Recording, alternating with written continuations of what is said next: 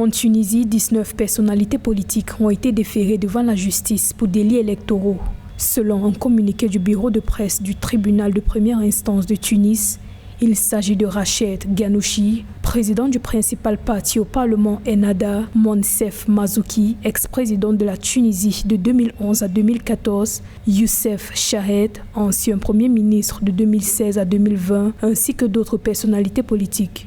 Les 19 personnalités mises en cause et qui vont passer devant la justice, c'est une manière de dire que l'impunité aujourd'hui en Tunisie n'est plus possible. Après les années de laxisme, une pratique qui a empoisonné la vie des Tunisiens et pourri les institutions de l'État. Les accusations concernant ces personnalités de premier plan qui ont véritablement bénéficié de l'argent d'étrangers, ça va emballer la classe politique tunisienne et pousser à des réactions d'une façon imprévisible.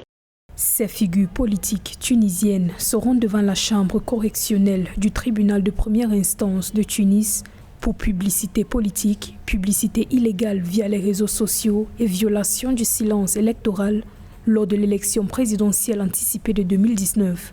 La mesure judiciaire intervient quelques jours après l'arrestation du vice-président d'Ennahda, Noureddine Bihri, le 31 décembre 2021 pour terrorisme et corruption.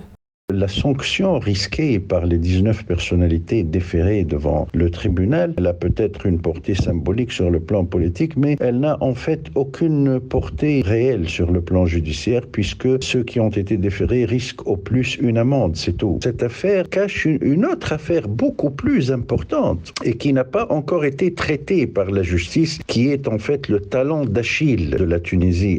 Les figures politiques tunisiennes sont poursuivies conformément à la loi organique relative aux élections et au référendum. Le président Kais Saied a souligné qu'il est impératif d'éviter toute ingérence dans l'action de la justice et de la magistrature et que quiconque aurait commis un crime doit être traduit en justice.